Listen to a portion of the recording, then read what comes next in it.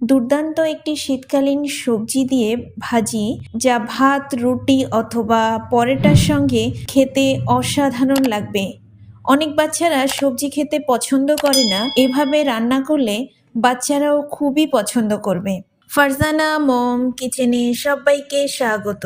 শীতকালীন অনেক সবজি আছে, কিন্তু আমি এখানে কি কি সবজি নিয়েছি সেগুলো একটু দেখিয়ে দিই। ফুলকপিগুলো আমি এভাবে ছোট ছোট করে কেটে নিয়েছি। সিমগুলো এভাবে আমি চিকন চিকন করে কেটে নিয়েছি। আলুগুলো আমি এভাবে কুচি করে নিয়েছি। নিয়েছি গাজরগুলোকেও আমি এভাবে কুচে নিয়েছি।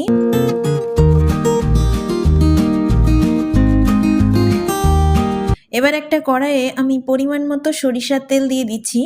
তেলটা একটু গরম হয়ে এসেছে, দিয়ে দিচ্ছি 1 টেবিল চামচ গোটা জিরে, দিয়ে দিচ্ছি পেঁয়াজ কুচি।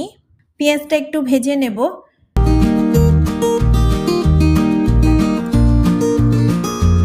পেঁয়াজটা একটু লাল হয়ে এসেছে, এখন আমি দিয়ে দিচ্ছি আদা বাটা।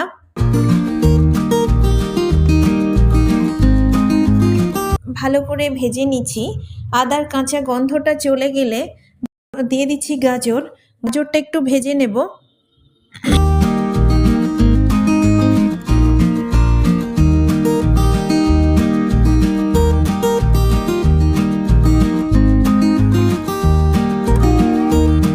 কুচিয়ে রাখা আলু, সিম, ফুলকপি সবগুলো দিয়ে আমি ভালো করে একটু নাড়াচাড়া করে নেব।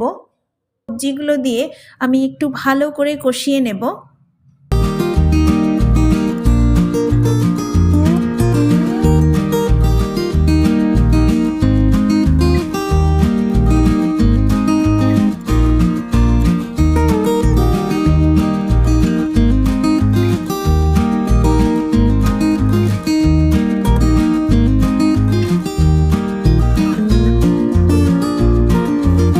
কষিয়ে নিয়েছি, এবার দিয়ে দিচ্ছি স্বাদ মতো লবণ, টেবিল চামচ কালো গোলমরিচের গুঁড়ো। একটু ভালো করে মিশিয়ে নিচ্ছি।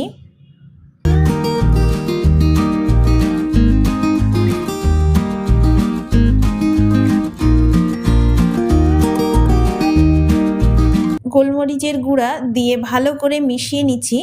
এবার দিয়ে দিচ্ছি কাঁচা লঙ্কা।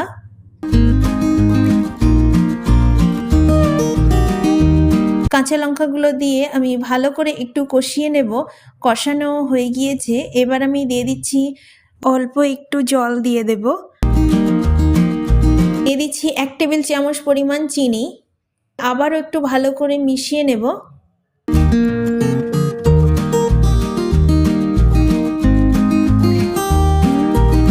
মেশানো হয়ে গিয়েছে, এবার মিডিয়াম আছে 10 থেকে 12 মিনিটের জন্য আমি রান্না করে নেব।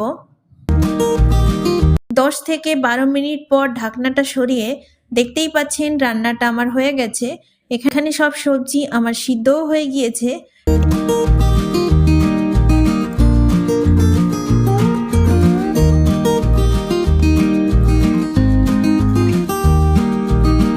এই পর্যায়ে আমি দিয়ে দিচ্ছি 1 টেবিল চামচ ঘি। এখানে আপনারা ঘিটা স্কিপ করতে পারেন, কিন্তু ঘিটা দিলে সবজির স্বাদটা দ্বিগুণ বেড়ে যায়।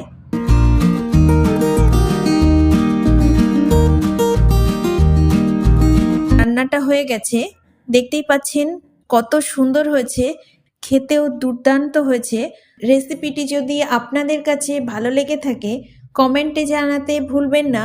আমার চ্যানেলে নতুন হয়ে থাকলে সাবস্ক্রাইব করে আমার পাশে থাকবেন। আজকের মতো এতটুকুই, দেখা হচ্ছে পরবর্তী কোনো রেসিপিতে। ভালো থাকবেন, সুস্থ থাকবেন।